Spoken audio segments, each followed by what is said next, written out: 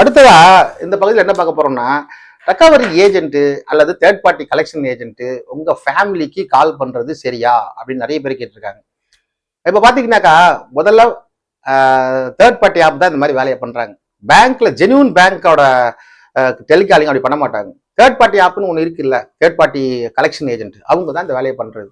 அவங்களை பொறுத்த வரைக்கும் முக்கால்வாசி ஹைட் பண்ணிடுவாங்க. உங்களோட டீட்டெயில்ஸ் மட்டும் கொடுப்பாங்க. அதுல பாத்தீங்கன்னா நீங்க லோன் எடுக்கும்போது என்னென்ன நம்பர் நீங்க வந்து அசஸ் கொடுத்துருக்கீங்களா அந்த நம்பர் எல்லாம் அங்க அப்படியே சேவ் ஆயிருக்கும். அதை வச்சுட்டு அவங்க தான் அந்த வேலையை பண்றது. இதாவது பாத்தீங்கன்னா இதுல என்ன ஒரு பெரிய ஒரு ப்ராப்ளம்னா, நீங்க இந்த நம்பரை கொடுத்துருக்காத நம்பருக்குலாம் ஃபோன் பண்ணும்போது உங்க ரிலேட்டிவ் நம்பர் மாத்திருக்க மாட்டாங்க. நீங்க எவ்வளவு நம்பர் மாத்திருப்பீங்க லோன் வந்து டிஃபால்ட் ஆயிடுச்சுன்னா, பட் அவங்க மாத்திருக்க மாட்டாங்க. அப்படிப்பட்ட சூழ்நிலை திடீர்னு உங்களுக்கு கால் போய் இந்த மாதிரி ஒருத்தர் பணம் கட்டணும், உங்களை சொந்தக்காரர் தான், நீங்க கட்ட சொல்லுங்க, இல்ல ஓடி போயிட்டாரு இப்படின்னு ஏதாவது மிஸ்டேக் பண்ணும்போது பயப்படுறது இயற்கை. நீங்க என்ன பண்றீங்கன்னா எல்லாருமே ஒன்று சொல்லிடுங்க, லோன் வாங்கினவங்க அது டிஃபால்ட் ஆயிட்டீங்க, ஃபர்ஸ்ட் உங்க சொந்தக்காரங்க நீங்க ஃபோன் பண்ணணும். என்ன சொல்றீங்க? சப்போஸ் இருக்கிறதுலே ஒரு இந்தியாவில் ஃப்ராட் ஒன்று டிஎம்ஐ ஃபைனான்ஸ் தான் பக்கா ஃப்ராட். அவன் என்ன பண்றீங்கன்னா அவன் தான் இந்த வேலையை ரொம்ப அதிகமாக பண்றது. உடனே ஃபோன் அடிங்க எல்லாருக்குமே, ஐயா இந்த மாதிரி ஒரு ஃபைனான்ஸ் கம்பெனியில வாங்கினேன், என்னோட டீட்டெயில வாட்ஸ்அப்ல கசிய விட்டுட்டாருங்க, ஆன்லைன்ல பண்ணிட்டாருங்க, நாங்க எல்லாம் செட்டிலே பண்ணிட்டோன்னு சொல்லிடுங்க. ஏன்னா அப்படி சொன்னா கூட ஒன்று ப்ரூவ் பண்ண முடியாது அவங்களால. நான் லோனே செட்டில் பண்ணிட்டேன், டிஎம்ஐ ஃபைனான்ஸ் ப்ரிப்பர் இதெல்லாம் நான் வந்து ஹீரோ செட்டில் பண்ணிட்டேன், பணம் கேட்டு மிரட்டுவாங்க உங்களை. நிறைய வந்து இந்த மாதிரி ஆன்லைன்ல வந்து நிறைய பேரை மிரட்டுறாங்க.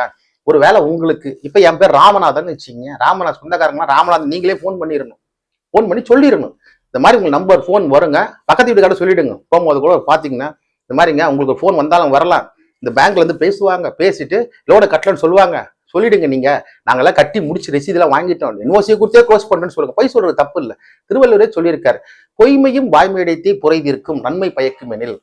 வித்யா அவங்க வந்து மனநிலைமை எப்படி இருக்குன்னு சொல்ல முடியாது. பக்கத்து வீட்டுக்காரங்க அவங்க இவங்க எல்லாம் அவங்க பேனிக் ஆகக்கூடாதுன்னா முன்னாடியே சொல்லிடுங்க, இந்த லோன் இந்த மாசம் டிஃபால்ட்னா அப்பவே ஃபோன் பண்றோம், சொந்தக்காரங்க அத்தனை பேருக்கு அடிச்சிருங்க.